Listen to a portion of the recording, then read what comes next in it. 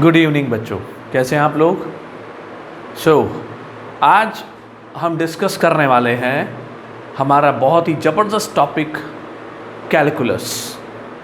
Calculus को बच्चों हमने डिवाइड किया है दो कैटेगरीज में, which is the differential calculus and integral calculus. सबसे पहले आज हमारी शुरुआत होने वाली है चैप्टर 6, जो डिफरेंशियल कैलकुलस का सबसे पहला चैप्टर होगा, that is continuity and differentiability.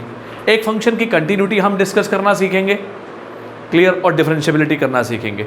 Total 3 exercises का ये चैप्टर 2 कॉन्सेप्ट्स में तैयार होगा। लेकिन बच्चों, असली खास बात जो मैं आपको बताना चाह रहा हूँ वो ये है कि ये कहने को तो 2 कॉन्सेप्ट हैं, लेकिन इन कॉन्सेप्ट के कुछ बेसिक्स हैं जो आपने +1 में पढ़े। तो मैं चाह रहा हूँ कि टॉपिक पर जाने से पहले आपको कुछ बेसिक्स पर डिस्कस कर लिया जाए, जो आपने +1 में पढ़ भी लिए हैं। लेकिन सबसे पहले, क्योंकि कंटिन्यूटी कॉन्सेप्ट हमारा टोटली लिमिट बेस है, तो इसलिए आज कंटिन्यूटी की शुरुआत से पहले मैं आपके साथ डिस्कस करूंगा लिमिट के कुछ कॉन्सेप्ट। तो क्या होता है बच्चों लिमिट? सी, सबसे पहली लाइन, सबसे पहले बच्चों इसका मीनिंग समझना है।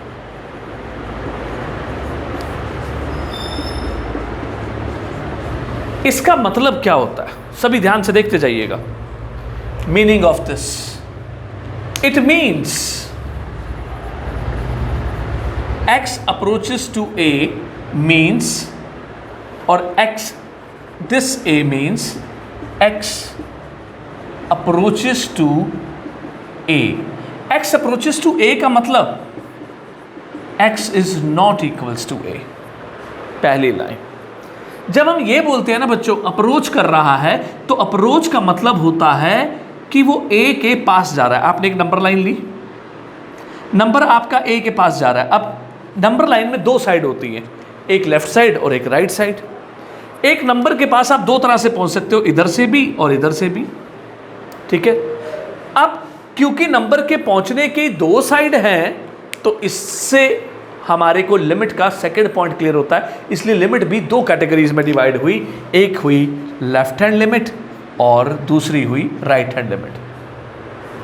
क्या होती है ये, ध्यान से देखिए। लिमिट का मीनिंग तो क्लियर हुआ ना कि x अप्रोचेस टू a, इसका मतलब है x approaches to a but x not equals to a means x is nearest to a। Nearest to a means left side से और राइट साइड से। पहला केस लेफ्ट साइड से x को a पर अप्रोच करवाना।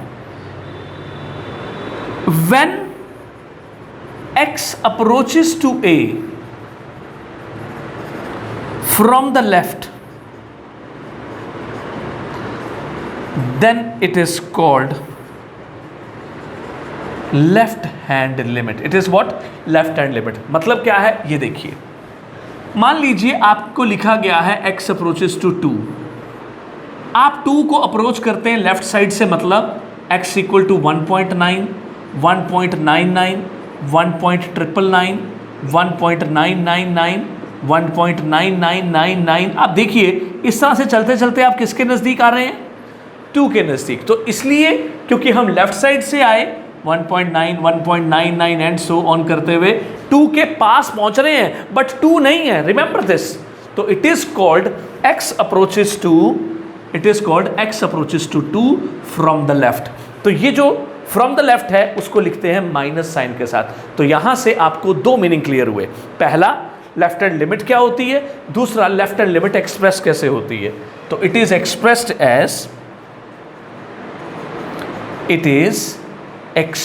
As x approaches to a minus. ये a minus ही इस बात को डिनोट करता है कि it is the left hand limit, that is x approaches to a from the left. जैसे कि x approaches to a from the, x approaches to 2 from the left, तो x अप्रोचेस टू 2 माइनस लिख दिया मैंने।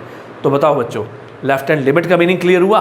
अब दूसरा meaning सुनो, यहां पर मैं लिखता हूं similarly right hand limit, x approaches to a from right is called right hand limit. और कैसे डिनोट करते हैं इसे? And denoted as x approaches to a plus, इसमें प्लस साइन लग जाता है ऊपर। जैसे कि ये रहा एग्जाम्पल, आप 2 के नज़दीक जा रहे हैं, ये रहा for example x approaches to 2 plus means x is 2.1, ये 2.1 ले लो, और नज़दीक आइए यहाँ से 2.01, इट इज़ 2.01, और नज़दीक आइए यहाँ से 2.001, 2.001। देखिए आप नज़दीक आते जा रहे हो, और देखिए 5 0 लगाते जा रहे हैं आप। इस तरह से आप किसके नज़दीक पहुँच गए? 2 के। बट आप कैसे पहुँचे? राइट साइड से होते हुए इस 2 के पास जा रहे हो, then it is called the right hand limit. तो इस तरह से बच्चों आपको मीनिंग क्लियर हुआ x अप्रोचेस टू a का। किस तरह से लिमिट ली जाती है? 2 तरह से, left hand limit, right hand limit. कैसे एक्सप्रेस करते हैं? x approaches to a minus, x approaches to a plus. Example x approaches to 2 minus का एग्जाम्पल है ये कि 2 पर अप्रोच कर रहे हैं लेफ्ट से, means 1.9, 1.99, 1.29 and so on, it is called the left hand limit. Same it is this. दोनों सिचुएशन में वो 2 को सिर्फ अप्रोच कर रहा है, 2 के बराबर नहीं है। जितना मर्जी आप देखिए, यहां पर मैं आपको एक बहुत बेहतरीन कॉन्सेप्ट बताऊंगा कि लेफ्ट हैंड और राइट हैंड लिमिट में एक बहुत खास बात होती है। आप कोई भी नंबर का डिफरेंस उठाइए, जैसे कि 2.9999 ले रहे हैं आप, तो this difference will be 0.00001। This difference is regularly goes on decreasing. I repeat, this difference is regularly, क्योंकि अगली बार जब आप, ये मैंने 6 बार 9 लगाया, आप 7 बार 9 लगाइए तो आपका ये केस और छोटा हो जाएगा। तो difference is regularly going on decreasing but it will never be 0।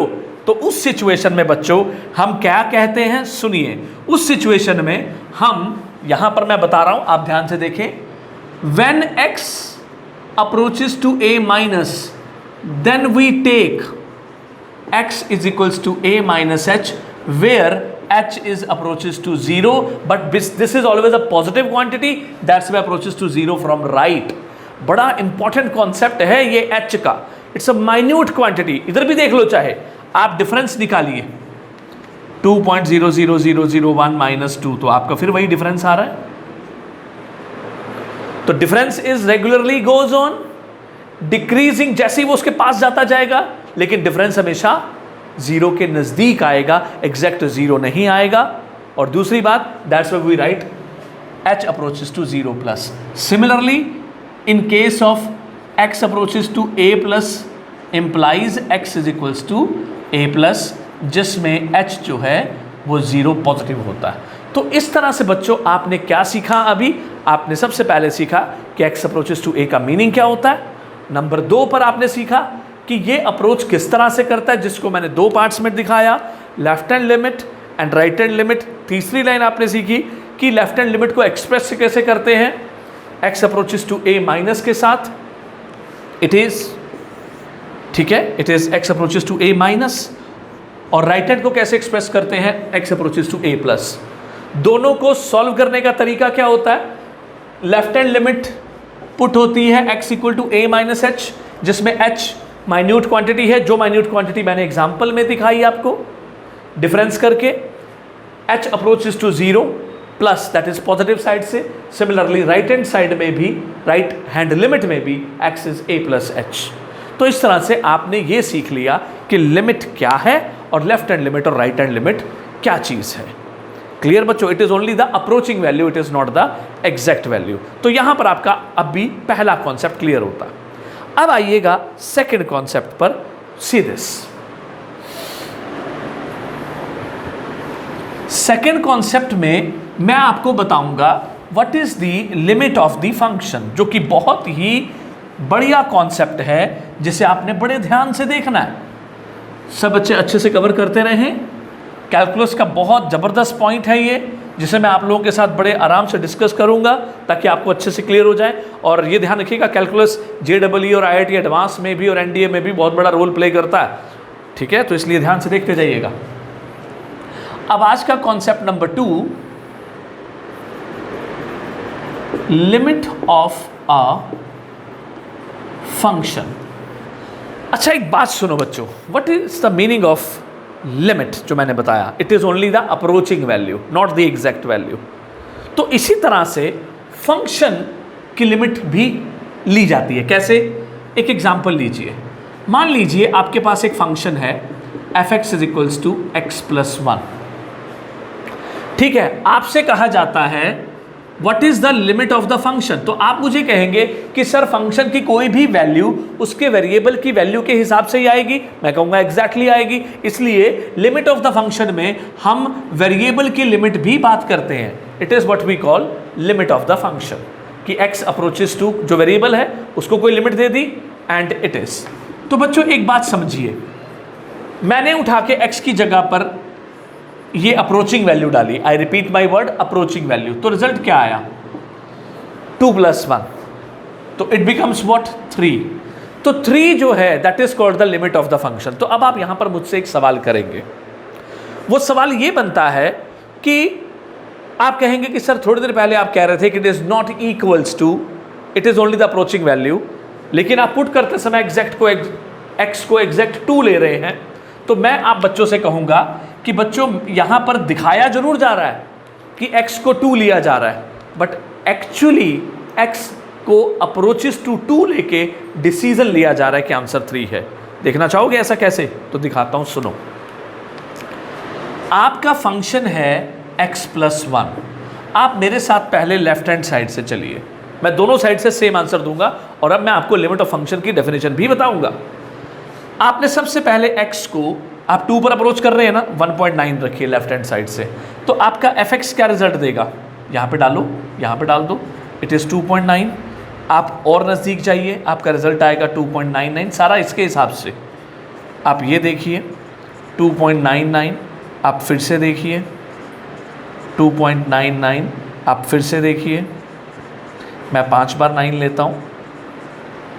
तो आप एक बात गौर कर रहे हैं, जैसे जैसे मैं यहाँ से 2 के नज़दीक जा रहा हूँ वैसे वैसे मेरा रिजल्ट किसके नज़दीक जा रहा है? 3 के। लेफ्ट साइड से देखिए ये आंसर आया। अब ऐसा करो, आप मेरे साथ ना राइट हैंड लिमिट लो, क्योंकि दोनों तरफ से हमने 2 पर अप्रोच करवाना है। राइट से जाऊंगा अगर मैं 2 के पास, तो मुझे पहले 2.1 मिलेगा। तो मेरा f क्या मिला उसको? 3.1। पुट यहीं पर करना है। आप 2.01 लीजिए, f क्या मिला? 3.01। आप 2.01 लो, f क्या मिला? आप 2.0001 ले लो, f मिलेगा 0001। 2.4 × 01 ले लो, f मिलेगा 4 × 01। इस तरह से आप देख रहे हो, जैसे जैसे ये x 2 के पास जा रहा है वैसे वैसे ये किसके पास जा रहा है? 3 के पास। तो जब दोनों साइड से फंक्शन सेम वैल्यू को अप्रोच करे, आई रिपीट, दोनों साइड से फंक्शन जब सेम वैल्यू को अप्रोच करे उसे लिमिट ऑफ द फंक्शन कहते हैं। Clear? That is only the value to which the function approach. क्योंकि दोनों साइड से सेम रिजल्ट था इसलिए मैंने वो डायरेक्ट लिख दिया। ये डायरेक्ट कैसे लिखा जाता है इसकी वजह मैं आपको बाद में बताऊंगा। पहले आप मेरे साथ मैकेनिज्म समझेंगे कि मैंने वैल्यूज में डायरेक्ट 3 कैसे लिया और लिमिटिंग वैल्यू और in short limit of the function किसे कहेंगे। तो आपको पॉइंट मिला कि आप इस केस में पुट करना मैं आपको सिखाऊंगा। तो आपने वैल्यू पुट की, it becomes 3 and that 3 the result after putting the value of the variable, the outcome we get is called the limit of the function. Because we are taking the limit of the variable, the result we are having is called the limit of the function. ऐसे सुनिएगा, क्योंकि हम variable की क्या ले रहे हैं? Limit ले रहे हैं। इसलिए वेरिएबल की लिमिट लेने पर जो फंक्शन आंसर देगा वो फंक्शन की लिमिट होगी। मैं फिर बोल रहा हूं, वेरिएबल की लिमिट लेने पर जो फंक्शन आंसर देगा उसे फंक्शन की लिमिट कहते हैं। तो यहां से आप बात पकड़ जाइएगा। ये शॉर्टकट तो मैंने बोल दिया। तो लिमिट ऑफ द फंक्शन की डेफिनेशन क्या बनी? The value to which the function approaches as the variable, जो वेरिएबल है जो हमारा यहां पे x है, x approaches to a certain value। ठीक है जी। so that is, जैसे ही फॉर एग्जाम्पल जैसे ही x 2 पर जा रहा था हमारा फंक्शन 3 पर जा रहा था, वो 3 क्या हुआ? फंक्शन की लिमिट की value, that is limit of the function. तो मोटी बात फिर पकड़िएगा, जब वेरिएबल को हम कोई लिमिट देते हैं तो फंक्शन जो वैल्यू देता है that is called the limit of the function. ठीक है, वेरिएबल को लिमिट दे रहे हैं हम। ठीक है, तो यहां पर लिमिट ऑफ द फंक्शन का मीनिंग क्लियर हुआ, जिसका इंग्लिश मीनिंग यहां पर है the value to which the f x approach. F x किसको अप्रोच कर रहा था? 3 पर। As the variable x approaches to a certain value, जैसे जैसे वेरिएबल ने अप्रोच किया। तो दोनों मीनिंग आपके सामने हैं। तो यहां पर दूसरा कॉन्सेप्ट तैयार हुआ। बोलो बच्चों, क्लियर हो गया? ठीक है, अब मैं पॉज करता हूं, आप 1 मिनट के लिए इसको रिवाइज कर लीजिए। ठीक है, आगे बढ़ते हैं। अब बच्चों तीसरा main concept, concept number 3, evaluation of limit. Evaluation of limit, बस अब ये चीज आपने समझनी है ध्यान से। एक और in fact limit of the function जो मैंने अभी आपको डायरेक्ट करके दिखाया था, अब मैं आपको बताऊंगा, आप ध्यान से सुनिएगा। किसी भी फंक्शन की लिमिट इवैल्यूएट करने के लिए, ध्यान से सुनिएगा, ये कॉन्सेप्ट कंटिन्यूटी में डायरेक्ट लगेगा और वहाँ पर आपको बहुत फ़ायदा होगा, इसलिए आप पहले इसको देखते रहें अच्छे से। किसी भी फंक्शन की लिमिट निकालते समय आप मेन एक बात याद रखेंगे, there should not be any form 0/0, infinity by infinity, 0 into infinity, infinity minus infinity, 1 power infinity, 0 power 0, infinity power 0।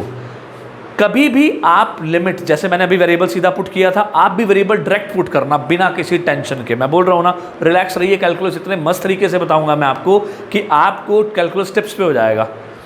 आपने वैल्यू सीधा उठा के जैसे वेरिएबल पुट करते थे ना, वैसे पुट करनी है, लेकिन एक बात ध्यान रखनी है कि ऐसी कोई फॉर्म ना हो। मैथमेटिक्स में बच्चों इसे बोलते हैं इनडिटर्मिनेट फॉर्म। बस इस बात को पकड़ लो बच्चों, इनडिटर्मिनेट। अगर इनमें से कोई भी फॉर्म आ रही हो तो बच्चों डायरेक्ट पुट नहीं करना, पहली लाइन। अब ये फॉर्म किस किस में नहीं आती वो बातें मैं आपको करूंगा, आप सुनना। जैसे कि पोलिनोमियल दे रखा है, इसमें कभी नहीं आती, इसलिए पोलिनोमियल के केस में आप डायरेक्ट लेना। अभी मैं जब आपको एग्जांपल दे रहा था, ये देखो एग्जांपल, मैं आपसे कहता हूं इवैल्यूएट करो limit x approaches to 2x + 1। तो बच्चों ये x + 1 कौन है? ये तो एक पोलिनोमियल है। तो मैं क्या करूंगा, मैं सीधा x की जगह पर वैल्यू डाल दूंगा, रिजल्ट आ गया 3, जिसका एग्जांपल मैंने लिया। मैं मैकेनिज्म दिखाने की जरूरत नहीं और आपको भी जरूरत नहीं है, बिकॉज कोई भी ना JEE ना बोर्ड्स आपसे इस केस के मैकेनिज्म के बारे में बताए तो मैंने आपको सिखा दिया। बिल्कुल ओपनली बताओ, वैसे कभी ऐसा नहीं होता। नॉलेज के लिए आपको जानना जरूरी था, ताकि आपके मन में ये बात ना रहे कि उमेश सर ने ये बताया नहीं है, तो आपको ये बताया जा रहा है। ठीक है, अब आ जाइए, ये देखिए पोलिनोमियल डायरेक्ट हो गया। अब दूसरा केस, दूसरा कॉन्सेप्ट है फैक्टराइजेशन। मतलब अगर आपके पास ऐसी फॉर्म आए, लाइक इनमें से कोई फॉर्म आ जाए तो क्या करेंगे? तो मेथड ऑफ सॉल्यूशन क्या है? मेथड ऑफ सॉल्यूशन, तो पहला मेथड बनता है फैक्टराइजेशन। ये मेथड आपने कब लगाना होता है? आप मेरे साथ चलिए एक क्वेश्चन पर। ये देखिए, ये मैंने पहला क्वेश्चन लिया। मान लीजिए वो आपसे कहता है इवैल्यूएट करो limit x approaches to 1 x² - 1 upon x - 1। सुनते जाना, हर एक केस का जवाब है मेरे पास, आपको मैं बताऊंगा ताकि आप अच्छे से करें, लेकिन साथ साथ इसको कवर करते जाइएगा, नोट्स बनाते जाइएगा, पॉज करके कवर करते जाइए अच्छे से। कोई प्रॉब्लम हो आप मेरे को लिखिए, मेरे को कमेंट बॉक्स में बताइए। ठीक है, मेरा नंबर है, आपको क्लियर करेंगे हम। ठीक है,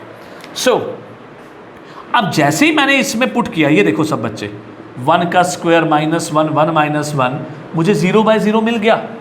तो मेरे को ये फॉर्म मिल गई। 0/0 तो मैथ में कोई फॉर्म ही नहीं होती, that is called indeterminate form.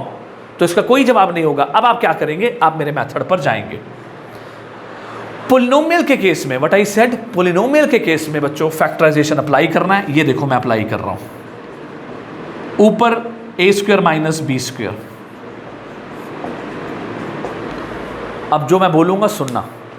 जिस फैक्टर की वजह से 0/0 आ रहा था वो ऊपर और नीचे दोनों में नजर आएगा। जरा 1 पुट करो तो यहाँ पर भी 0 बन रहा है, यहाँ पर भी, इसकी वजह से 0/0 था, तो आपका वो फैक्टर ऑटोमेटिकली खत्म हो जाएगा। ये है फैक्टराइजेशन कॉन्सेप्ट का फायदा, कि आपका वो पॉइंट स्टेटमेंट से हट जाएगा जिसकी वजह से इंडिटरमिनेट डेवलप हो रही थी। तो अब आपके पास क्या बचा, वॉच दिस, ये बच गया, जो कि बिल्कुल वही चीज आ गई। तो बेसिक समझ में आ गया, आप उठा के वैल्यू डालिए, सीधा वैल्यू डालिए, अब आ गया आंसर। इस तरह से आपकी लिमिट, ये देखिए इक्वालिटी, लिमिट इसके साथ ही लिखते हैं फंक्शन के, रिजल्ट इज ओवर। तो यहां पर आपके पास मैंने मेथड 1 के ऊपर एग्जाम्पल डाल दिया। उससे पहले किन केसेस में डायरेक्ट पुट करते हैं उसके बारे में भी बता दिया। क्या बताया मैंने, पोलिनोमियल में डायरेक्ट चलिए, क्योंकि वहां पर तो वैसे ही नीचे 1 होता है, वहां इनडिटरमिनेट फॉर्म आने का चांस नहीं होता। फिर दूसरे केस में मैंने बता रहा हूं यहां पर कि अगर इनडिटरमिनेट फॉर्म आए तो मेथड ऑफ सोल्यूशन क्या है, लिख देता हूं, इफ इनडिटरमिनेट फॉर्म्स अक्कर। ठीक है बच्चों, तो पहला मेथड फैक्टराइजेशन। अब आप चलेंगे मेरे साथ दूसरे मेथड पर, वो क्या है, सेकंड मेथड इज रैशनलाइजेशन। ये मेथड कब लगाना है आपने, इसकी भी पहचान मैं आपको बताने जा रहा हूं। ये देखिए,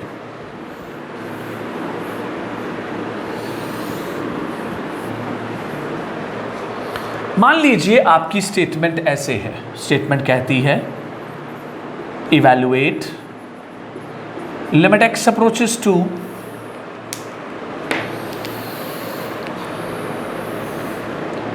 √2, ठीक है, and this is x² -2 upon x -√2। ठीक है, और ज्यादा क्लियर बात करूं तो we have the very important case with us, √2 x approaches to 2 x² 2 4। चलिए मैं ऐसे कर लेता हूं, थोड़ा और हमने आसान कर लिया। ठीक है, मैं इसको थोड़ा clear, this is the complete statement I am taking. अब आप कहते हो सर इसको उठाना कैसे है, watch this, it's going to be interesting case.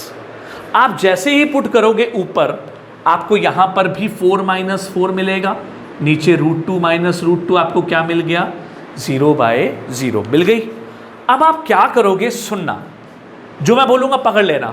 अगर स्टेटमेंट में स्क्वायर रूट आए, व्हाट आई सेड, कौन आए, स्क्वायर रूट आए, तो बच्चों फैक्टराइजेशन पर फोकस मत करना, डायरेक्ट रैशनलाइज कर देना। If it is in the denominator then rationalize through the denominator, if the root is present in the numerator then rationalize through the numerator, nothing else. See this, ये देखो equality लगाई मैंने, x approaches to 2 x² -4 √x -√2, और ये देखो बच्चों मैं rationalise कर रहा हूं। You all will see the point, बड़ा मस्त और बड़ा बढ़िया सा पॉइंट आएगा, बस देखते रहिए, कैलकुलस चल रहा है। बेशक आप इसे एक ब्रैकेट में ले लें जैसे मैं ले रहा हूं, थोड़ा सा बस ध्यान से चलिएगा। अब नोटिस करिए मेरी बात, जो बात मैंने सिखाई वो तो पकड़ के चलनी है आपने, कि जिसकी वजह से 0/0 आता है वो कट जाएगा। मैं आपको अब वजह बताता हूं कौन सा फैक्टर बनता है, जो भी यहां लिखा हो ना उसको इधर ले जाओ, x -2, तो x -2 बनेगा ऊपर नीचे। ये ट्रिक पकड़ लो सब बच्चे, ये x² -4 है, मैं इसे a - b कर दूं, क्योंकि 4 को मैं 2 का स्क्वायर कर सकता हूं। साथ साथ कर दिए ना, रैशनलाइजेशन के बाद फैक्टराइजेशन अपनी जगह लेगा, बिल्कुल लेगा, इट इज। और ये मेरा √x +√2, same is here a - b a + b which is what, a² - b²। अब हो सकता है आप में से कुछ बच्चे बात पकड़ गए हों, क्यों बच्चों पकड़ गए, सी आपके पास ये आया x -2 x +2 √x √2, और ये देखिए स्क्वायर से स्क्वायर रूट गया, x बचा, इसके साथ गया 2 बचा। अब आप मेरे साथ बात करोगे, कट गया ना वही जो जादू मैंने बताया था। ये ट्रिक्स हैं, चेक कर लो, दिमाग में बिठा लो। बचेगा क्या अब आपके पास, आपके पास बचा ये part, let's watch this here, ये मैं यहां पे लेके जा रहा हूं। ये इक्वलिटी लगाना मत भूलिएगा। Limit x approaches to 2, that is x plus 2 into root x plus root 2। अब मैं पुट कर रहा हूं क्योंकि अब डिनोमिनेटर में कुछ बचा ही नहीं, तो 0/0 कहाँ आएगी? 0/0 बनाने वाली चीज ही खत्म हो गई। जिसने पंगा लिया, जिसने प्रॉब्लम दी, वही हट गई। दैट मीन्स ये डाल दिया यहां पर 2 + 2, डायरेक्ट डाल दो √2 + √2। What we observe, 2 + 2 4, it is 2 √2, और ये कितना हो गया? 8 √2। This is what your answer. तो इस तरह से बच्चों आपका कौन सा पॉइंट क्लियर हो गया? आपका पॉइंट नंबर 2 रैशनलाइजेशन मेथड भी क्लियर हो गया। तो बोलो बच्चों क्लियर हो गया सबको ना? तो अच्छे से दोनों मेथड को एक बार आप देखिए, रिवाइज करिए। स्क्रीन को पॉज करता हूं मैं अगले पॉइंट पर आ रहा हूं विद द नेक्स्ट मेथड। हाँ जी बच्चों, दोनों मेथड रेडी। अब आ जाओ तीसरे जबरदस्त मेथड पर। ये बड़ी काम की चीज है, that is the use of identities. और यूज ऑफ आइडेंटिटीज बच्चों एक्चुअली ट्रिग्नोमेट्रिकल लिमिट्स है। ट्रिग्नोमेट्रिक लिमिट्स, इसके लिए यूज होती है ये चीजें। ये आपका लगभग मेजर कॉन्सेप्ट होगा, ठीक है? सुनना, बड़े ध्यान से सुनना। ट्रिग्नोमेट्री की लिमिट्स निकालते समय आप कुछ आइडेंटिटीज फॉलो करेंगे, which are called standard identities. Limit x approaches to 0, sin x upon x is equals to 1. Limit x approaches to 0, cos x is equals to 1. And limit x approaches to 0, tan x upon x is 1. ये बच्चों जितना लिखने में नजर आ रहा है actually उससे अलग है। ये सुनिए कैसा अलग है।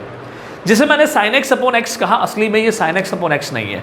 It is sine of the angle upon angle when angle approaches to 0 then results to 1।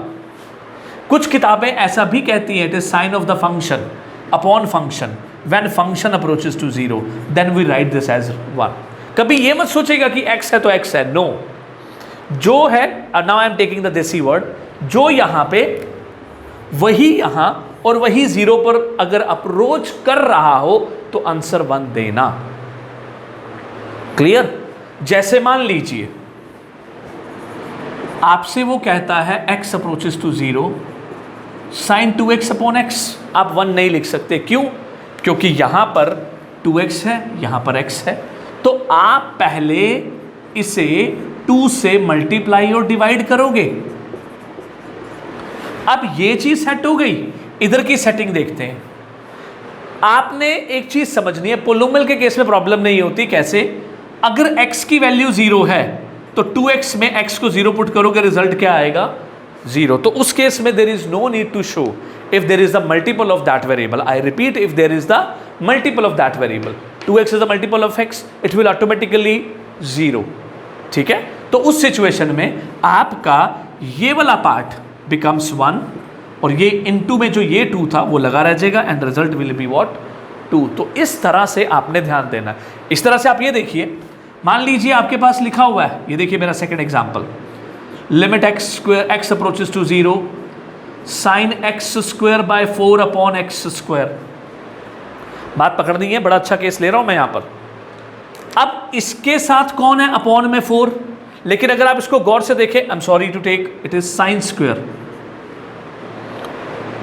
I need to take, okay hold, मैं ऐसे लेता हूं, sine square x/2। Now it is a complete statement. वो चीज अच्छी नहीं थी, ये ज्यादा अच्छी है। तो बच्चों पहले स्टेटमेंट पकड़ना, साइन स्क्वायर x/2 का मतलब है 2 बार साइन का होना, जिसे आप ऐसे भी लिख सकते हो, साइन x/2 दोनों का स्क्वायर है ना, तो मैं इकट्ठा करके ऐसे लिख सकता हूं, कोई प्रॉब्लम नहीं है। ठीक है? अब मुझे एंगल में क्या चाहिए? x/2। तो मैं क्या करूंगा, मेरे पास क्या है x, तो मैं 2 से मल्टीप्लाई, 2 से डिवाइड। अब as per the rule of limit, आपने +1 में चीज पढ़ रखी है, मैं इस लिमिट को अंदर की तरफ ट्रांसफर कर दूंगा। ये देखिए x/2 और ये x/2, ये जो आप एक्स्ट्रा 2 देख रहे हैं बाहर स्क्वायर है, कांस्टेंट की तौर पर ये बाहर आ जाएगा, ये देखिए बाहर निकल गया। अब ये चीज़ पूरे स्क्वायर में रह गई। बोलो सबको समझ में आई? तो इस तरह से स्क्वायर को लिखा जाता है। पावर आगे ले ली जाती है, लिमिट अंदर ट्रांसफर हो जाती है। बस फर्क इतना है कि जितना एंगल हो, आई रिपीट, जितना एंगल होगा उसे उतनी बार नीचे लेना है जितनी लिमिट, जितनी पावर होगी। साइन स्क्वायर का मतलब 2 बार x/2, तो नीचे x स्क्वायर प्रेजेंट था, आप 2 बार x/2 लिख के तो देखो कितना बना, x²/4। तो हमारा x स्क्वायर था, तो मुझे क्या चाहिए था, मुझे 4 चाहिए था। तो 4 से मल्टीप्लाई डिवाइड करवाना एक रास्ता, या फिर पूरे का स्क्वायर इकट्ठा कर लो तो x/2 हो जाएगा।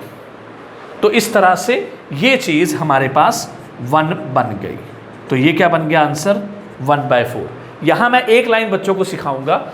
अगर मान लो ऐसे लिखा होता है, सुनना बच्चे, sin x²/2, बात पकड़ना, यहां पर स्क्वायर एंगल का है। उस सिचुएशन में ये नहीं कि 2 बार आपको चाहिए, नो, जितनी बार साइन होता है उतनी बार चाहिए। साइन तो एक ही बार है ना, तो इसका मतलब आपको x²/2 चाहिए, आप 2 से मल्टीप्लाई 2 से डिवाइड करवा दो।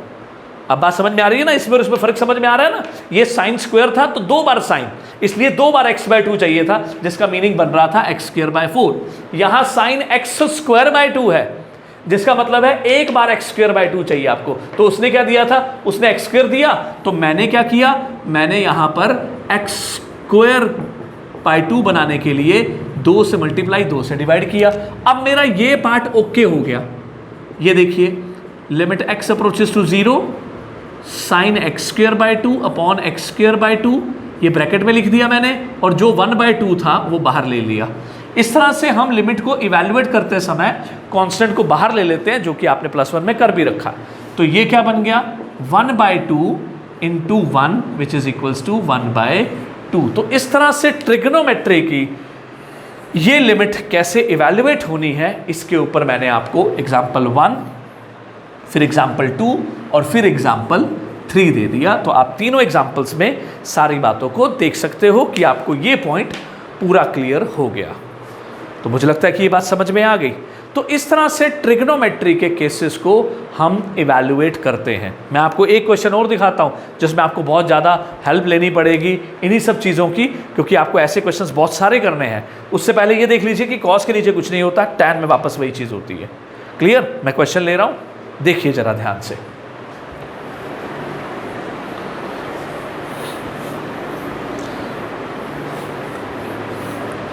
मान लीजिए आपके पास क्वेश्चन है, limit x approaches to 0, 1 minus cos x upon x²। अब मैं आपको एक लाइन दिखाऊंगा, आप सीधा उठा के पुट करो, 1 माइनस कॉस 0 अपॉन 0, तो 1 माइनस कॉस 0, कॉस 0 1 होता है। गौर से देखिए कौन सी फॉर्म आई, 0/0 आ गई। अब 0/0 आ गई तो अब क्या करेंगे, अब ठीक है, वो मेथड जो थे वो पोलिनोमियल और जनरल केसेस के लिए आ गए। ट्रिग्नोमेट्री जहां हो, आइडेंटिटीज को प्रेफरेंस दो। 1 माइनस कॉस x का फार्मूला याद है बच्चों, 2 साइन स्क्वायर x/2। अब अगर आप बच्चों ने मेरे वो वाले कॉन्सेप्ट को पकड़ा है जिसमें साइन स्क्वायर था, तो आप गौर कर जाएंगे कि सर यहाँ पर कुछ है। वही क्वेश्चन नहीं मिल गया, आइडेंटिटी लगाई, कांस्टेंट है, लगा दो, कोई टेंशन नहीं है। ये साइन स्क्वायर x/2 मतलब 2 बार x/2 चाहिए नीचे। 2 बार x/2 का मतलब क्या होता है, x²/4। आपके पास क्या है, x²। तो बच्चों वही क्वेश्चन शुरू कर दो ना, ये साइन स्क्वायर x/2, नीचे x², और ये 4 से मल्टीप्लाई 4 से डिवाइड, ये लिमिट x अप्रोचेस टू 2 0 लिखी जा रही है। अब एक काम करते हैं बच्चों, ये कलेक्ट हो गया यहाँ पर, ये 2/4 बाहर निकाल दो, ये साइन x/2 और ये x/2, इसे x²/4 को x/2 करके होल स्क्वायर कर दें। अब बच्चों सीधा केस, ये क्या बचा, 1/2, और लिमिट अंदर ट्रांसफर हो जाएगी तो इसको पूरा बना के क्या कर देगी वो 1 और 1 का स्क्वायर। तो ये चीज़ आपको डायरेक्ट कर देनी होती है। इस तरह से आपने आइडेंटिटीज की हेल्प से अपने लिमिट्स को इवैल्यूएट करना है। तो ये वो केस थे बच्चे कि आपने लिमिट को कैसे लगाना है इन केस ऑफ इनडिटर्मिनेट फॉर्म्स, जो कि रैशनलाइजेशन, फैक्टराइजेशन एंड आइडेंटिटीज के केस में चली। तो बोलिए बच्चों, आज का बेसिक आपको समझ में आया, क्लियर? इसे अच्छे से तीनों को स्टेप्स बना के, नोट्स बना के अच्छे से रिवाइज कर लो, क्योंकि जो मैं टॉपिक इसके बाद नेक्स्ट लेने वाला हूँ अगली क्लास के अंदर, वहाँ मैं कंटिन्यूटी पे पहुँच जाऊँगा। तो मैं कंटिन्यूटी से पहले चाहता था कि आपके बेसिक एक बार रिवाइज करवा दूं ताकि आप उसको कवर कर सकें। क्लियर? उससे पहले मैं 2-3 पॉइंट्स फिर भी आपको लिख देता हूं, उसके बाद हम आज का टॉपिक खत्म करेंगे। And what are these 2-3 points? कुछ स्टैंडर्ड लिमिट्स को आप मेरे साथ जरूर रिवाइज कर लें। What are these? Number 1, limit x approaches to 0, ex minus 1 upon x is 1. Limit x approaches to 0, ax minus 1 upon x is log a. Limit x approaches to 0, log of 1 plus x upon x is equals to 1. Limit x approaches to 0, 1 plus x to the power 1 by x is e. So these are the 4, 1, 2, 3, 4. बचे हुए 4 cases होंगे जो बीच में कई जगहों पर utilise होंगे। Clear बच्चों? सो ये रही आपकी इंट्रोडक्शन। कैसी रही, आपको समझ में आई? समझ आ जाए तो इसको लाइक ज़रूर करिएगा, और अगली वीडियो लेकर के मैं आपके पास फिर से आ रहा हूँ with the concept of continuity, जिसमें मैं आपको ग्राफिकल तरीके से इस लिमिट को भी दिखाऊंगा और कंटिन्यूटी के केसेस में एंट्री लेकर के आपकी कंटिन्यूटी तैयार करवाऊंगा। क्लियर बच्चों? Okay, good bye.